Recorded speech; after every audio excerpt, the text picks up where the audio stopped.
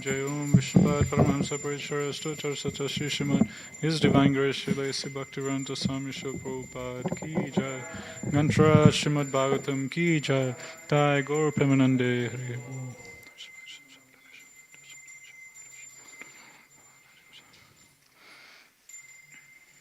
Om Namo Bhagavate Vasudevaya. Om Namo Bhagavate Vasudevaya. Om Namo Bhagavate Vasudevaya.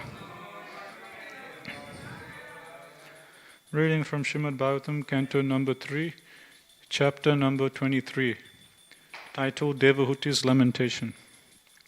Text number 45. Tasmin vimana utkristam. Tasmin vimana utkristam. Sayam rati karimshita. Sayam rati karimshita. Nacha budhyata tam kalam. Nacha budhyata tam kalam. Patya pichyena sangata. Patya pichyena sangata. Tasmin vimana utkristam. Sayam rati karimshita.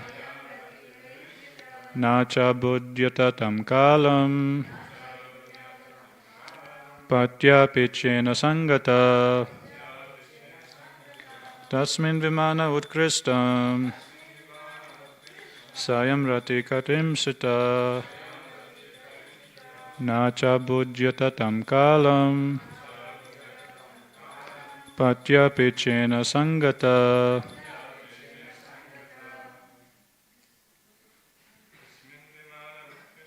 Tasmin vimana utkristam. Sayam rati karimshita.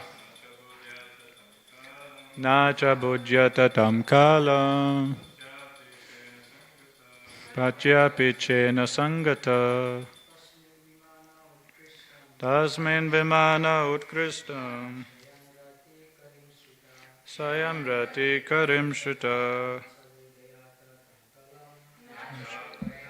Tam kalam. Patya pichyena sangata. Tasmin vimana utkristam. Sayam rati karimshita.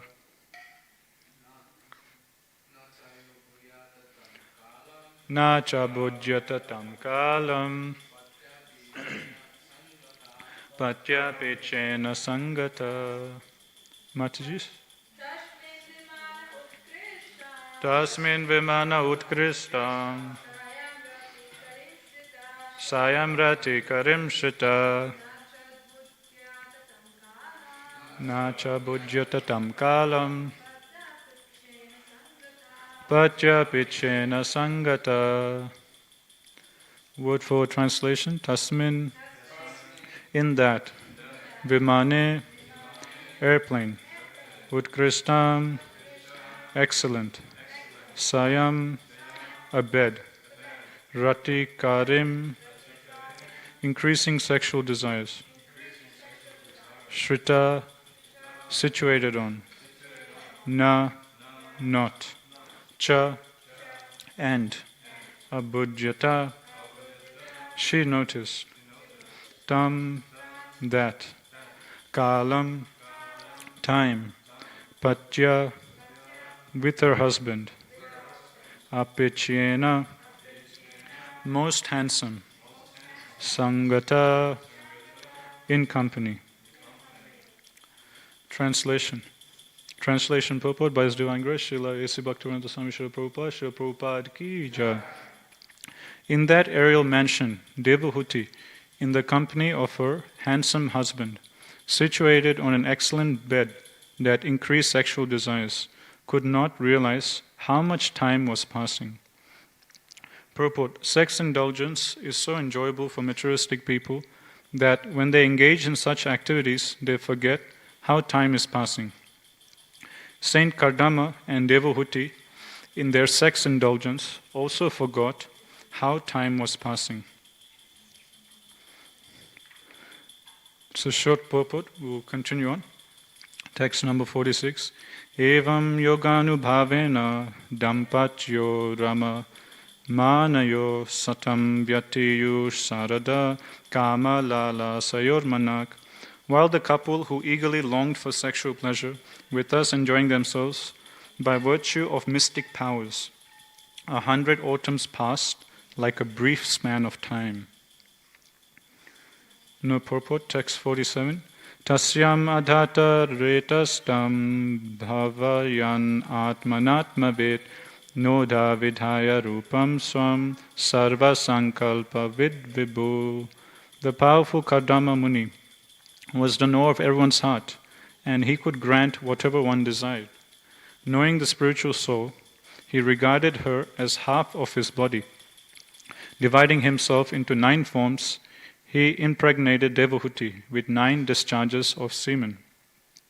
Purport: since Kardama Muni could understand that Devahuti wanted many children, at the first chance he begot 9 children at one time. He is described here as Vibhu, the most powerful master. By his yogic power, he could at once produce 9 daughters in the womb of Devahuti. Om Jnanatimirandasya Jnananjana Salakaya Chaksurumritam Yena Tasmai Shri Gurave Namaha. Jai Shri Krishna Chaitanya Prabhu Nityananda Shri Advaita Gadadhara Shivasadi Gaura Bhakta Vrinda. Hare Krishna Krishna Krishna Hare Hare Hare Rama Rama Rama Hare Hare. Hare Krishna. So thank you for coming to Srimad Bhagavatam class today. So continuing our discussion from chapter 23 of the 3rd canto, titled Devahuti's Lamentation. And one of the previous speakers, I think last week, they were mentioning how it's interesting how this chapter is titled as Devahuti's Lamentation.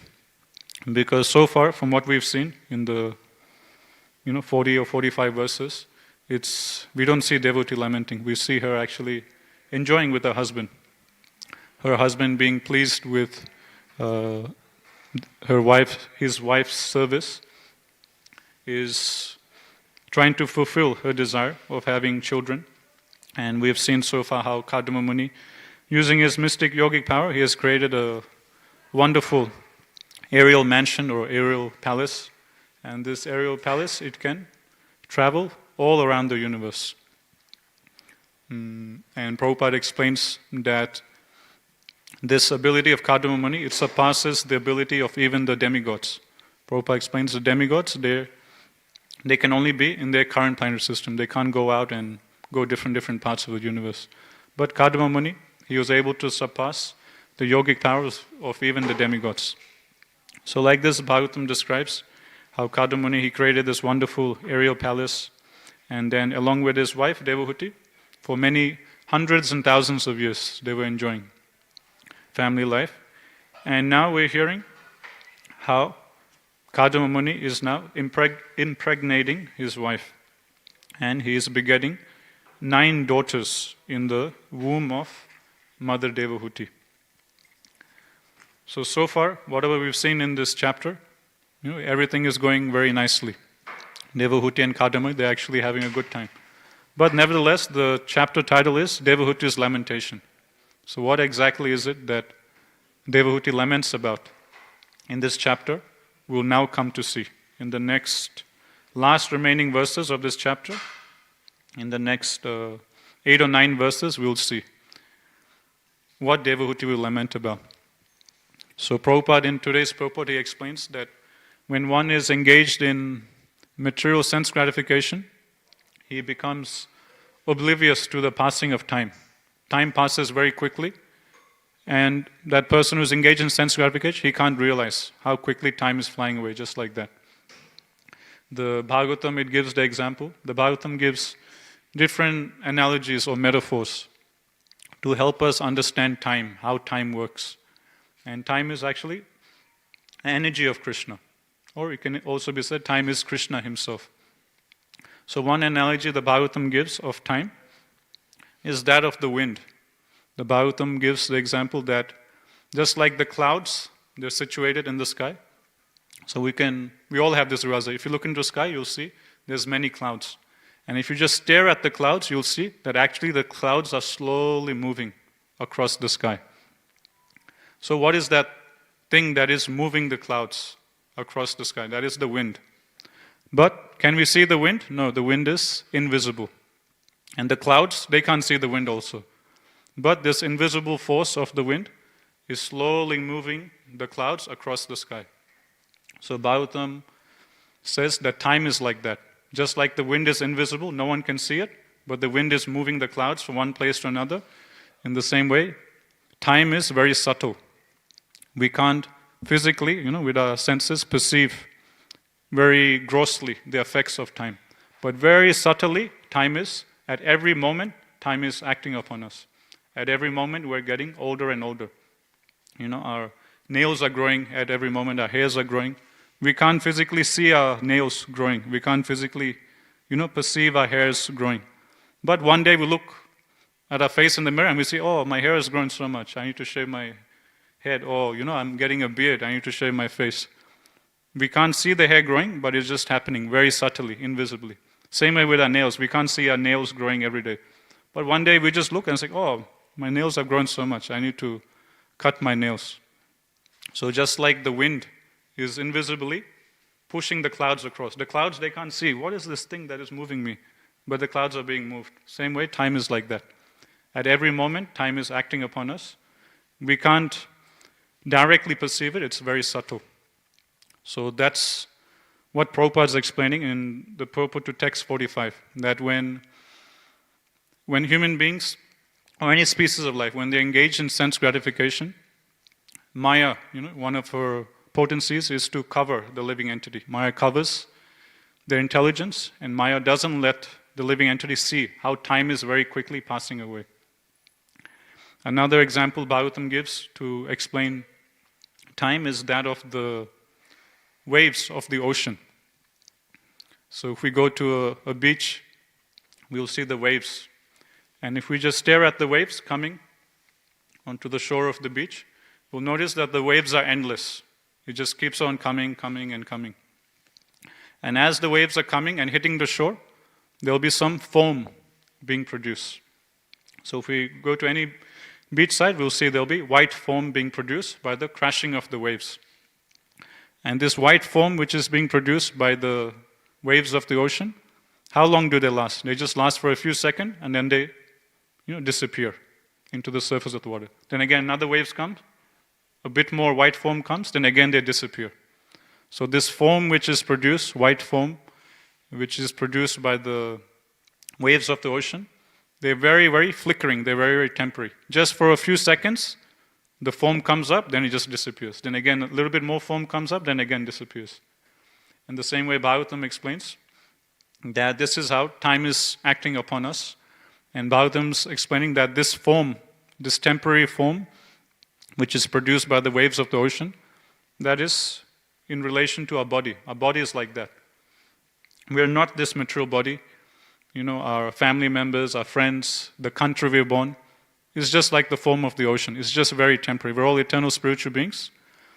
If you compare our lifespan to the time scale of eternity, this is just like it's just like that. Just a moment. So Bhagavatam explains we shouldn't take this material body too seriously. We shouldn't get so absorbed in our current material body, thinking I am Indian, I am American, I am this, I am that.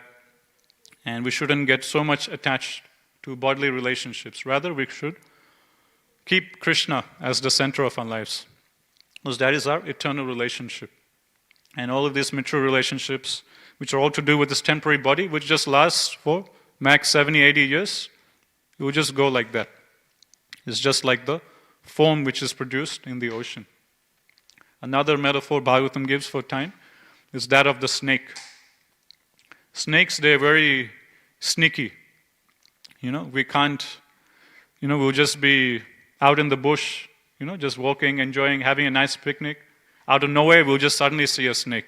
And the snake will suddenly come out of nowhere and just suddenly bite us. And that's it. If it's a fatal snake, like a cobra, finish. That person who got bitten is gone, dead. So Bhagavatam says time is like that. It's very sneaky. Everyone is just absorbed in their sense gratification. Thinking, oh yes, I'm having a good time with this and that. But time, just like a snake, will come out of nowhere. And that's it. Bite us. Death can come at any moment. Just like snake, we can't, it's very sneaky at any second, from the bush, it can come and bite us, take our life. Same way time is like that. At any second, any moment, death can come and take us away.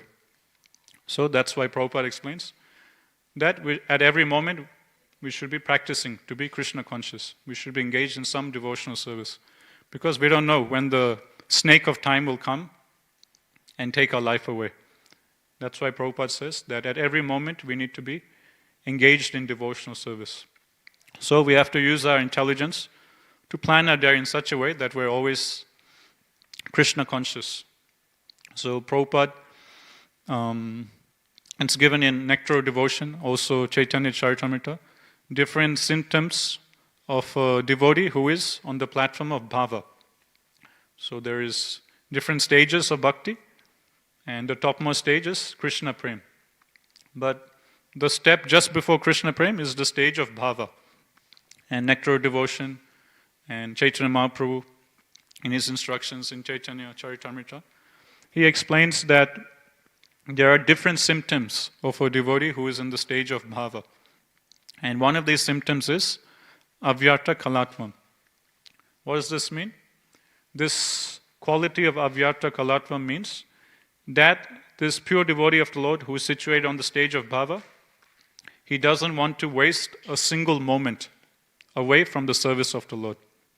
If someone is functioning on that level, that platform, or that frequency, then we can say, okay, he is on the platform of bhava or prema, on the topmost stages of devotional service or bhakti. So this is one of the symptoms of pure devotees of Lord. Pure devotees, they can't bear to waste even a single moment away from Krishna's service. At every moment, they want to be engaged in some sort of service. For us, our frequency, is not so high, Most of the time during the day, we are engaged in service, but also a lot of time during the day, in our mind, we space out and we think of so many other things. We think about it, so many minutes, so many hours, every day we end up wasting, spacing out. But we have to, Prabhupada explained, we should try and take inspiration from pure devotees and try and cultivate these qualities. Try and push ourselves, use our intelligence to plan our day in such a way that at every second we're engaged in devotional service. And this quality of avyarta kalatvam, of not wasting a single moment, we can see in this chapter with Kadma Muni. So Kadma Muni, he was just a renowned sage. So the question comes up, why did he get married? Because that was the order of his superior authorities. Lord Brahma had requested him that you please assist me in populating the universe, you please get married and progenate. So under the instruction of superior authorities, he gets married. And again, the purpose of getting married is to have children who will then populate the universe. So now, after enjoying with his wife for many years, he has now begotten children in the womb of Mother Devahuti. And now Kadma Muni is going to leave Mother Devahuti and go to the forest, take sannyas. So before marriage, Kadma Muni had told this to Mother Devahuti and to her father, Swayambhu Manu, that I will accept your daughter, I will get married, but I have one condition. After I beget children in the womb of Devahuti, I will leave household life and I will take sannyas and I will practice full-time devotional service. So he had already mentioned this before marriage. So generally, if someone is engaged in some sort of sense gratification, material affairs, certain attachment forms. And to let go of that attachment, it takes time. Just like, say, someone ties a knot, around our arms, around the body. To untie ourselves, it's very difficult to just in a second untie. It takes some time to, untie one knot, second knot, third knot, fourth knot, and then slowly, after a lot of hard work, we can untie ourselves. So generally, this is the course. When someone gets into family life, it takes different attachment builds up, and before one moves on to the next ashram, vanaprastha ashram, sannyas ashram, one has to do very slowly and gradually. Slowly give up attachments, and slowly let go of family life and take to full-time spiritual life. Just like Prabhupada gives the example, like in sannyas, there's different stages of sannyas ashram. Kutichaka, Bahudaka, Paramahamsa, and what's the other one? And Parivigaracharya. So Prabhupada explains, even in sannyas ashram, there's different stages to help the person slowly, rise up and slowly renounce everything. Like in the first level of sannyas, one will leave the home, but one will stay in another house, separate to his family, in the same village. So he'll leave his current house, go to a different house, like a hut, and he will live there by himself. And his family members will cook food at home and bring to him, and he will subsist on that food. So that is the first level. Then the second level, slowly he'll become more renounced. In the second level, he will leave that village, and instead of getting food from his own family, he'll go out begging, doing madhukari, collecting alms from different houses, subsisting on that. Then there is Parivigaracharya. Parivigaracharya means then one starts traveling and preaching. One starts traveling all around the world and starts preaching in different towns and villages. Then the final stage of sannyas is Paramahamsa, when one is a completely liberated soul. So like this, even in the sannyas ashram, the shastras, they give different stages to help the living entity slowly give up attachments and lies to full renunciation, to full surrender at the lotus feet of the Lords. But here we're seeing Kadama Muni, we're reading these verses. For so many years he was enjoying with Mother Devahuti in this wonderful aerial mansion, flying here and there all around the universe. But just like that, in a second, he gave up everything. As soon as he begot children in the womb of his wife, just like that, in a moment, he gave up everything and he starts walking to the forest, taking sannyas. So you can just imagine how much renounced Kadama Muni was. So definitely he's there on the top stage of sannyas, Paramahamsa. He has literally no mature attachments. Otherwise, after enjoying for so much, one would expect it will take him some time, to slowly go up. But just like that, in a moment, he gave up. Just like Bhagavatam, it gives the example of Bharat Maharaj. Bharat Maharaj, he was a great king, and he had such great popularity in his kingdom, so many citizens who all loved him. So he had a beautiful wife, so many children, huge treasury, so much material opulence he had. But Bhagavatam gives the example that Bharat Maharaj, he was so detached, he was so renounced, that in a moment he gave up everything and he went to the forest. Just like one goes to the bathroom, passes stools and comes out. With that same level of detachment, Bharat Maharaj gave up his kingdom, his family and friends. So this is another symptom of someone who is on the stage of bhava. One symptom is avyata kalatvam, that he doesn't want to waste a single moment. Another symptom is viraktir. Viraktir means someone who is on the platform of bhava, he is completely detached from material sense gratification. He just doesn't want to have anything to do with it. Bharat Maharaj is given as an example of this. Just in a moment, just like one goes to the bathroom, does his business, and just walks out quickly, the same level of detachment, Bharat Maharaj gave up his kingdom. So how are these great personalities able to renounce such great mature attachments, just like that in a second? It's because of higher taste. In 5th canto, Bhagavatam explains, there's one verse, that same verse which Bhagavatam is giving about Bharat Maharaj, it says, Uttama Sloka Lalasat. That Bharat Maharaj, he was able to renounce everything in a second because of lalasat towards Uttama Sloka. Uttama Sloka is another name of Krishna or Gopinath. So Uttama Sloka lalasat means he was experiencing great transcendental bliss or ecstasy in serving the Supreme Lord. And because that ecstasy of serving the Lord was so great, he was experiencing so much bliss, that all this material kingdom, family, friends, opulence was just insignificant for him. So he was able to give up very easily. Same way, same thing Krishna explains in Bhagavad Gita. Param dristva nivartate. Right? If someone is experiencing the higher taste, he can immediately give up the lower taste of sense gratification. So param means higher. Dristva means to experience. So if someone is experiencing the higher taste or bliss of Krishna consciousness, then one can immediately let go of the lower taste. Just like that. Just like, Prabhupada gave examples. Say someone is attached to some drink, some mundane drink like Coca-Cola. And someone comes and says, why are you attached? I'll give you something that will taste much better than Coca-Cola. And someone brings nice cold mango lassi for you. Then once that person takes mango lassi, he's so happy, relishing the taste of mango lassi, he feels so satisfied, he forgets about the Coca-Cola. So same way, Prabhupada gives the example that once we start cultivating the higher taste of Krishna consciousness, we immediately forget all these lower desires.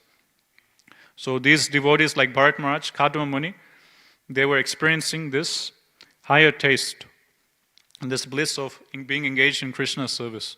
So that's why they were able to let go of all these attachments just in a moment, just like that. So if we also cultivate this higher taste, we can also, same way, let go of all these material desires which are present in our hearts. So Kadama Muni, being a pure devotee of the Lord, after fulfilling his duty of begetting children in the womb of Mother Devahuti, in a moment he lets go of his attachments and he starts walking into the forest taking sannyas. At that moment, Mother Devahuti, she starts lamenting. So that's where this title for this chapter comes, Devahuti's lamentation. So why is Mother Devahuti lamenting? She is thinking that actually my husband is no ordinary person. My husband is a great yogi, but not only a great yogi, he's a great devotee of the Lord. He is a pure devotee of the Lord. And what are we supposed to do when we come in contact with the devotee of the Lord? We're supposed to take their association, take their blessings, and advance in spiritual life. If a sadhu comes to our home, if we somehow or other come in contact with a sadhu, we're supposed to take Krishna consciousness from that sadhu and advance in our spiritual life. So Mother Devahuti is thinking that, my husband, by Krishna's grace, is a pure devotee of the Lord. And instead of taking the most of my husband's association and using his association to advance in my spiritual life, I've just simply been engaged in material affairs with my husband. I've just wasted my time. And now he's taking sannyas and now he's going away. What a fool I am. I should have used all this time, to engage in spiritual activities, to learn devotional service from my husband. But I wasn't able to take the most of my husband's association, who is a pure devotee. Like this, she starts lamenting.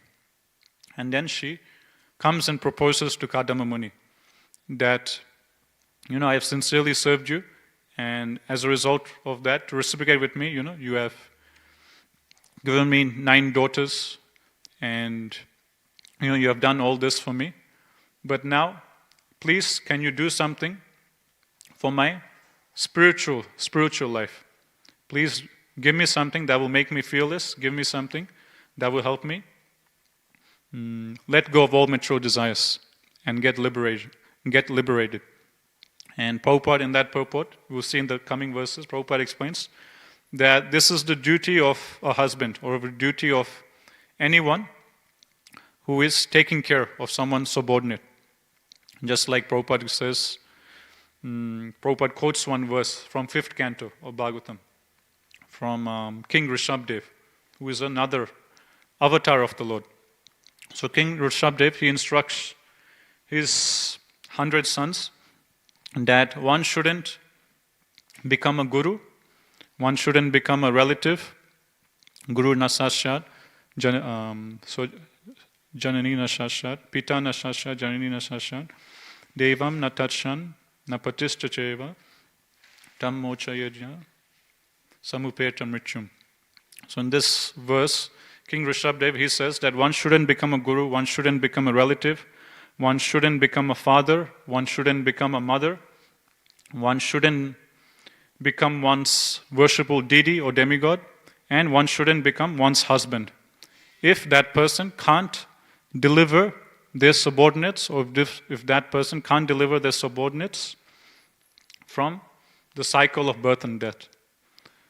So, if a particular person is not spiritually elevated enough to deliver his wife from mature existence, or if a father or a particular man is not spiritually advanced to deliver his children, or if a guru is not sufficiently spiritually advanced to deliver his disciples, then one shouldn't become a guru, one shouldn't become a father, one shouldn't become a mother, one shouldn't get married, become a husband, so on and so forth. So it's the duty of everyone who has dependents under him to help their dependents advance in spiritual life, to take them closer to the lotus feet of Shri Shri Radha Gopinath.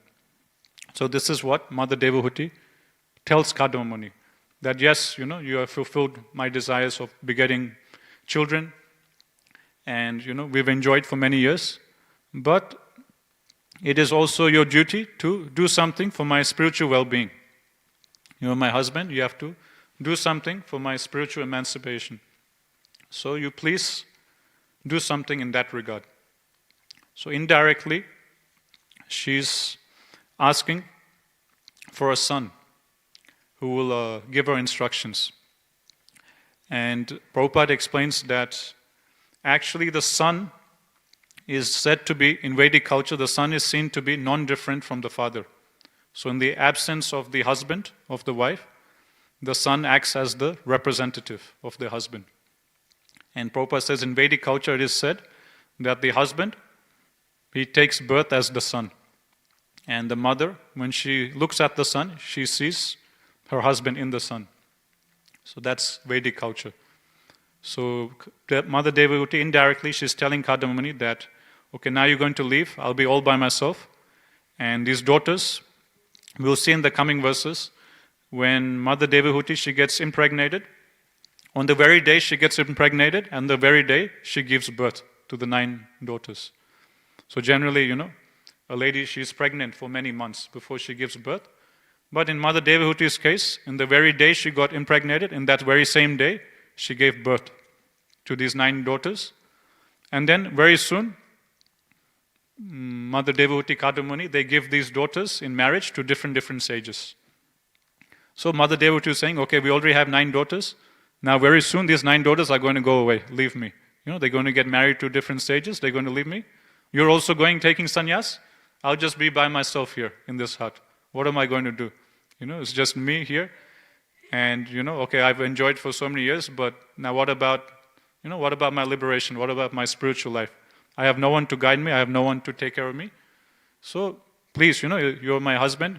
It is also your responsibility to do something for my spiritual well-being. So you please also make arrangements to also give me a son who will take care of me in your absence.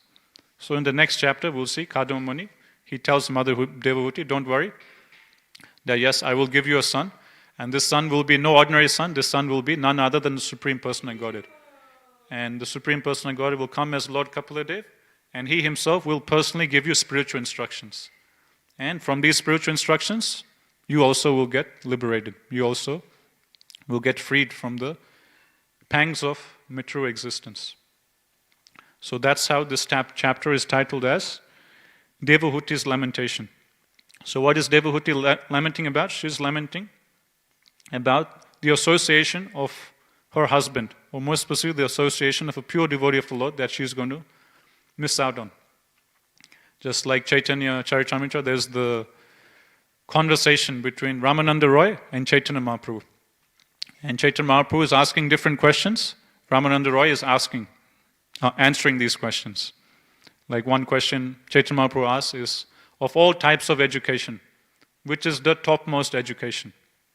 Then Ramananda Roy, quoting Prahlad Maharaj, he says, bhakti, pure devotional service, that is the topmost education.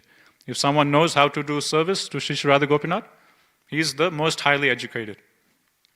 So the most highly educated person is not that person who has double degree, triple degree, PhD, masters in this, MBA, this or that. No. Topmost education is, does he know how to serve Shri Shri Radha Gopinath? If a person knows how to do service to Shri Shri Radha Gopinath, according to Bhagavatam, according to Chaitanya Charitamrita, he is the most highly educated person. He has the topmost education. So like this, Chaitanya Mahaprabhu asks different questions. Ramananda Roy, he answers these questions. One of the questions Chaitanya Mahaprabhu asks is, in this world, what is the greatest pain? What is the greatest distress? What is the greatest suffering? What is the greatest misery that a particular person can experience? So interesting question Mahaprabhu asks. And how does Ramananda Roy answer? One might say, okay, death, that is the greatest pain, greatest suffering, or disease, that is the greatest suffering. But no. Ramananda Roy replies by saying, the greatest suffering, the greatest misery, or the greatest, most painful situation in this world is when a devotee is separated from another pure devotee. When there is separation between two devotees, Ramananda Roy says, that is the greatest pain. Separation from the association or sangha of devotees of the Lord. That is the most painful, most distressful situation in this world. So we can understand that this is what Mother Devahuti is going through. She is not just lamenting for the missed association of her husband, but she is lamenting for the missed association of a great devotee of the Lord. Kadamba Muni is a pure devotee of the Lord, and now he's taking sannyas, going away, and she's lamenting, he's such a great elevated devotee of the Lord. Now he's going to go away. I will miss out on his sangha, I'll miss out on his association. So she is feeling great pain. And according to Chaitanya Charitamrita, this pain that devotees feel in separation from other devotees, that is the most painful situation, most painful condition. So that's why this title is titled as Devahuti's Lamentation. Now coming back to the topic of time that Prabhupada is explaining here. So going back, we were explaining how one on pure devotional platform, he doesn't want to waste a single moment away from Krishna consciousness. So Srila Prabhupada, through his own personal example, he demonstrated, how we should utilize every single moment in Krishna consciousness. Just like one time, Prabhupada was in the Krishna Balaram temple in Vrindavan. And as we all know, Prabhupada, he used to wake up at 1 o'clock in the morning. And at 1 o'clock in the morning, Prabhupada used to translate Srimad Bhagavatam. He would read the different purports and commentaries by previous acharyas. He would press play on his dictaphone and recite purports, then press pause, again, speak purports. So like this, Prabhupada used to do for 2-3 hours early in the morning. And Prabhupada, he used to have one bell next to him in his room. And whenever Prabhupada needed to call his servant for something, Prabhupada used to ring the bell. And when the servant would hear the bell, he knew, okay, Prabhupada wants something. Immediately he will run, offer obeisance, and says, yes, Prabhupada, what can I do for you? And Prabhupada says, okay, I need some water, I need this, I want to see him, can you call this devotee, can you do this, like that. So one day suddenly, the servant, he hears Srila Prabhupada calling him at 1 o'clock in the morning, very early in the morning. And he's wondering, why is Prabhupada calling me so early in the morning? Something very serious must have happened. So immediately he goes running into Prabhupada's room, very early in the morning. And he asks Prabhupada, yes, Prabhupada, what can I do? And then Prabhupada tells this devotee, can you hear anything? And this devotee, he stops and he starts listening. And he can't hear anything. It's 1 o'clock in the morning, there's no sound, everyone's asleep, the birds are asleep, the animals are asleep. It's just pitch silence. And then this devotee tells Prabhupada, no, Prabhupada, I can't hear anything. And Prabhupada says, hear more closely. And then he hears, and again he says, I can't hear anything, Prabhupada. There's no sound. And then Prabhupada chastises this disciple and says, that's the point, there's no sound. It's 1 o'clock in the morning. The gatekeeper, at every hour, he's supposed to ring the bell. So, because there's no sound coming, it means what? The gatekeeper has fallen asleep. So go wake the gatekeeper up and tell him to ring the bell. So in Krishna Balaram temple, Prabhupada had made this rule that whoever is the gatekeeper, at every time 1 hour passes, the gatekeeper is supposed to ring the bell. Ding, ding, ding, ding, ding, like that. So at 1 o'clock, you're supposed to hear one ding. 2 o'clock, you're supposed to hear another ding. 3 o'clock, you're supposed to hear another ding. Like this throughout the whole day. This is one of the duty of the gatekeeper. At every hour, the gatekeeper is supposed to ring the bell. So it's 1 o'clock in the morning, and Prabhupada's translating. He can't hear the ringing of the bell. So Prabhupada says, go tell the gatekeeper to wake up. So this is how, switched on Prabhupada was. At 1 o'clock in the morning, we were like, half dead. What to speak of 1 o'clock? Even at 5 o'clock, 6 o'clock in the morning, we were like half asleep. So like this, Prabhupada used to translate Bhagavatam early hours of morning. Then he used to chant his rounds. Then he used to go for morning walk. So Prabhupada was super regulated. No matter where Prabhupada was, no matter what the weather, Prabhupada will always go for a morning walk. If it would heavily rain, Prabhupada still would do a morning walk, but would do it inside the temple. So in the temple, for 1 hour, Prabhupada would just pace around. Like one time, Prabhupada was in Switzerland, it was raining outside, and they were staying in some big mansion, and there was like a big corridor of the mansion because it was snowing. The devotee said, Prabhupada, we can't go out, it's like a snowstorm outside. Prabhupada said, no problem, we'll do a morning walk in this corridor. And for 1 hour, Prabhupada was just doing morning walk in the corridor. So actually this morning walk, Prabhupada, he took this advice from a doctor in America. When he had a heart attack or a stroke in America, that time devotees, they brought one doctor. And this doctor, he seemed a bit strange to the devotees. He seemed like he was half drunk or, he didn't seem to be in proper mindset. And devotees thought that this doctor, he's just a fake doctor, he's a drunkard. Let's just get rid of this doctor and get someone else. But in the course of treating Srila Prabhupada, this doctor had mentioned that this Swamiji, he should live more healthy. He should do some exercise. Exercise will help him in his health. Like this, he just passed a comment while this doctor was there. Then this doctor left, and the devotees were like, thank God this doctor left. It seemed like this guy is half drunk. He doesn't know what he's talking about. But after this doctor left, Prabhupada called the devotees and told them that, actually this doctor, he has given a very good advice. He has said, I should do some exercise. Actually, this is good exercise. This is good advice. I should follow this. From now on, every day, I'm going to go for morning walk. This will be my exercise. And devotees were thinking, why is Prabhupada listening to this crazy doctor? He doesn't know what he's talking about. And then Prabhupada explains to the devotees that actually, when it comes to good instruction, one shouldn't hesitate. From whoever good instruction comes, even though that person might be a crazy person or not so qualified, if he's giving good instruction, we should take it, regardless who that person is. And Prabhupada, he quotes a saying, just like gold, even though there's gold in a filthy place, even though there might be a very muddy place with gold in it, or in a garbage bin there's gold, still one shouldn't hesitate. Who cares if there's garbage or mud there? Go in there, pick the gold, sell it, make money, and clean yourself later. So just like, even though gold might be in a filthy place, one should still go and collect the gold and use it. In the same way, even though good instruction sometimes might come from just an ordinary person, a karmi or a non-devotee or someone who's not so well behaved, still if they're giving good instruction, we should still take it. Another occasion of this is when Prabhupada was in India. He was distributing Back to Godhead magazines. So Prabhupada, he's the original book distributor in ISKCON. Even before ISKCON started, Prabhupada himself was distributing his own books.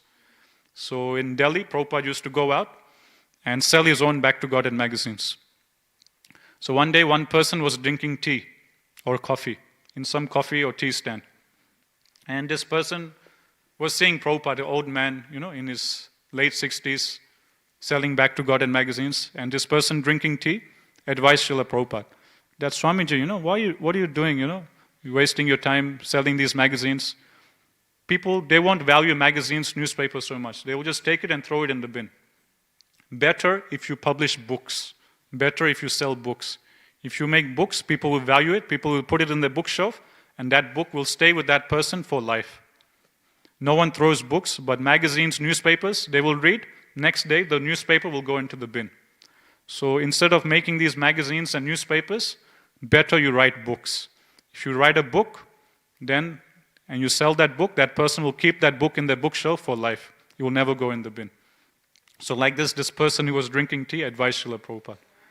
And Prabhupada, he heard this advice and he said, yeah, actually this makes sense. This is actually Krishna speaking to me from the mouth of this tea wala.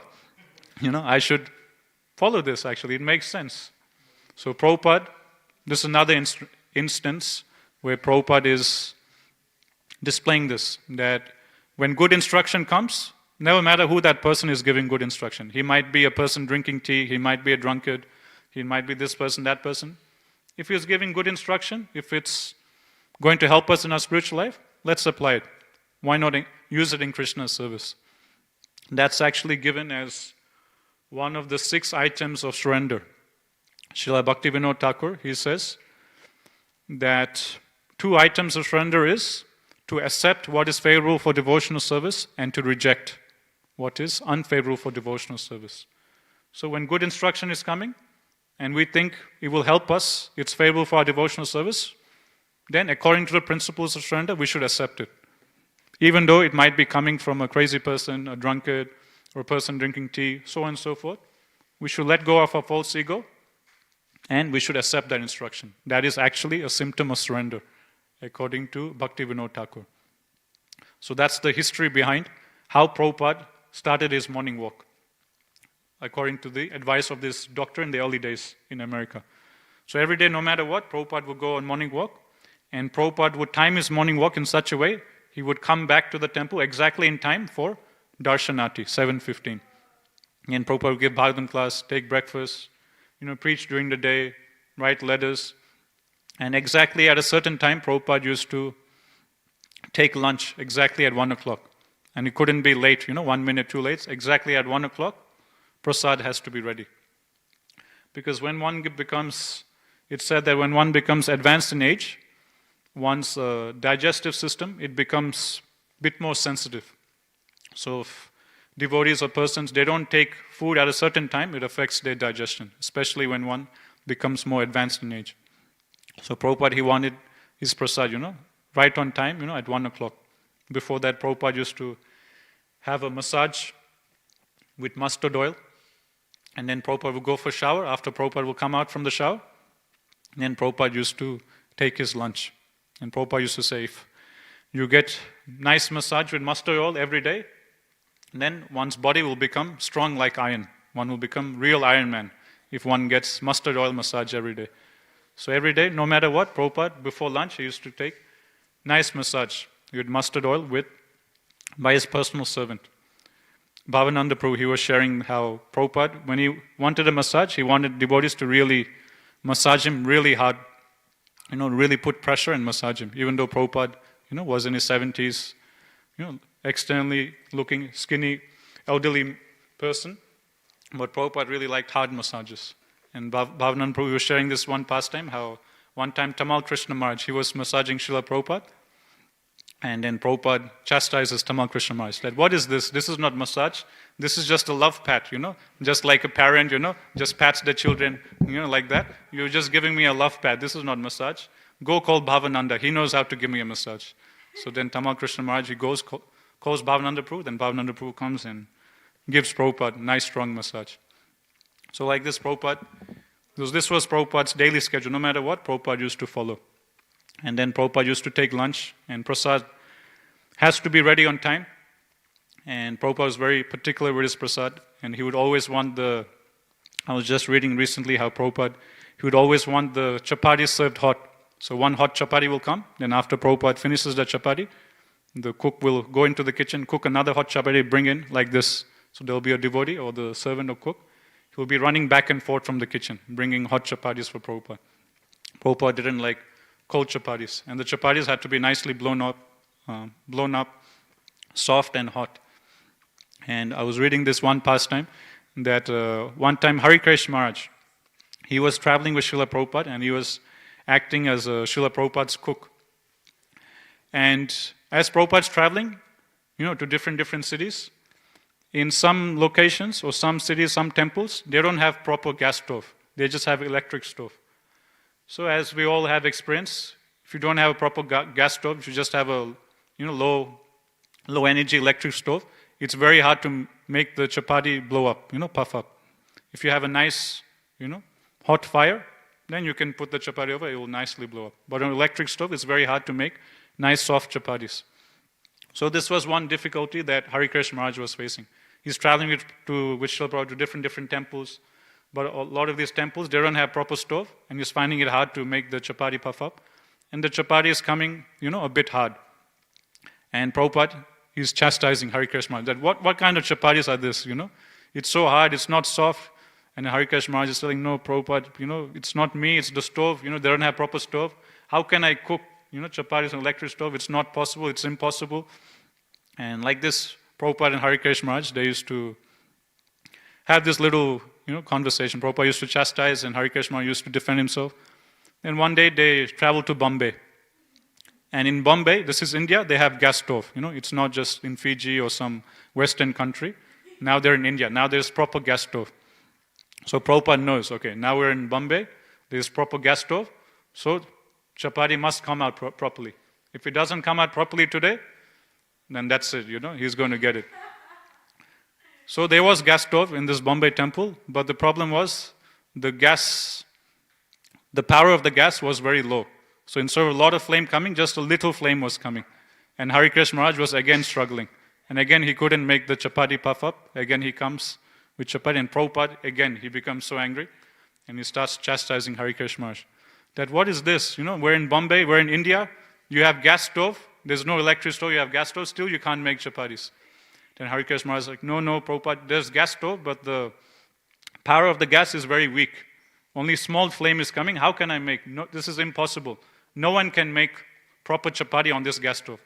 Then Prabhupada says, really? No one can make? And he says, no one can make. Then Prabhupada says, I will go and make, and I will show you. And Prabhupada goes into the kitchen, and Prabhupada puts the chapati on the flame, and Prabhupada tries to make it puff up. And it's puffing a little bit, and then he stops. He doesn't puff up fully. Then Hari Krishna Maharaj is smiling that, yes, now Prabhupada finally understands what I have been going through all these months, all this time, so much chastisement. Now Prabhupada understands what I'm going through. But Prabhupada, he lets go of the first chapati, he puts another one, and he tries again. And this time, the chapati, even though just a small flame is coming, with that small flame, somehow or other, Prabhupada is able to make the chapati, blow up like a balloon. And then after the chapati blows up like a balloon, Prabhupada picks up the chapati with the tongs, and he throws it into the face of Hari Krishna Maharaj, straight into his face. And Hari Krishna Maharaj is just surprised, and he's just completely bewildered, what has just happened? And then Prabhupada says, there you go, I did it. And then Prabhupada walks out of the kitchen. So like this, Prabhupada used to have nice sweet pastimes with some of his disciples.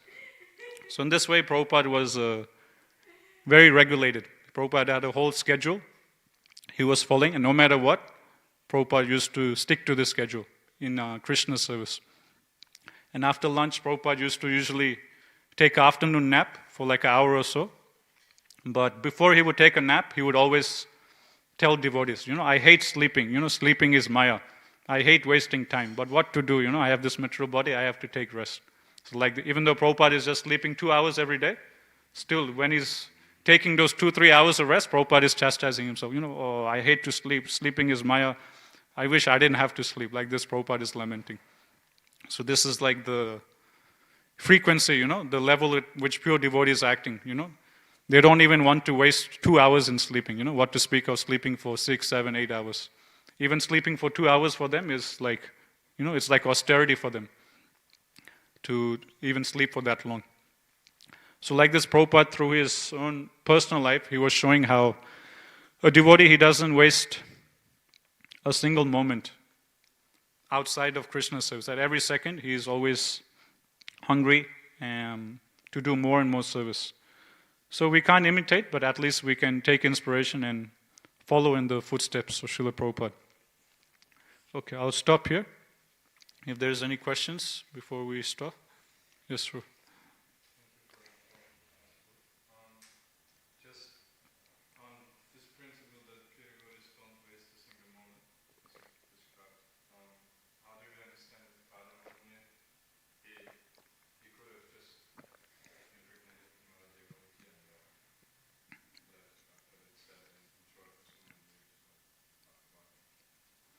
Okay, so question is that we're talking about how pure devotees, they don't want to waste a single moment. So why is it that Kadamba Muni, just after marriage, why didn't he just impregnate Mother Devotee and just live like that? Why did he spend so many years, traveling with her in this aerial mansion, so on and so forth? So we have to just take it from the words of the Bhagavatam, that, sometimes it's said that Vaishnava Kriya Mudra, Vigna na, there's that verse, right, which says that it's very difficult to understand the activities of pure devotees. But based on faith in the Shastra, we should understand that what they're doing is right. What they're doing is actually being ordained by the Supreme Personal Godhead from within their hearts. So according to the verse of Bhagavatam, Kadamba Muni is actually a pure devotee of Lord. Otherwise, how would he see Vishnu? Otherwise, how would Vishnu come, be born as his son? So we just have to take it that what he was doing it all simply for the purpose of Krishna's service.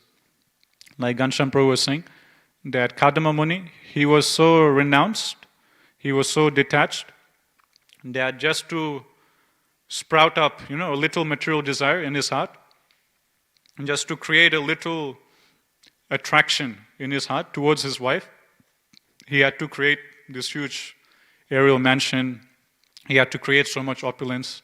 So all of this was just done to create a little attraction in his heart for his wife. Otherwise, how would be able to impregnate his wife? He's just a detached sage, right? So he wouldn't want to do anything with any of these mundane affairs. So just to arouse a little attraction in his heart towards his wife, Kadamba Muni, he had to create so much opulence. So all this, we just have to take it that all this he was doing for the service of Krishna. Although it's hard for us to see it, we just have to take it like that. According to the verse of Bhagavatam, we understand he is a pure devotee, so whatever he's doing, the consciousness in which he is doing is simply for the sake of Krishna's service. So it might not seem like that, but we just have to accept it like that. Okay. Gantra Srimad Bhagavatam ki jai, Jaguru Srila Prabhupada ki jai, Jai Gaur Premanande.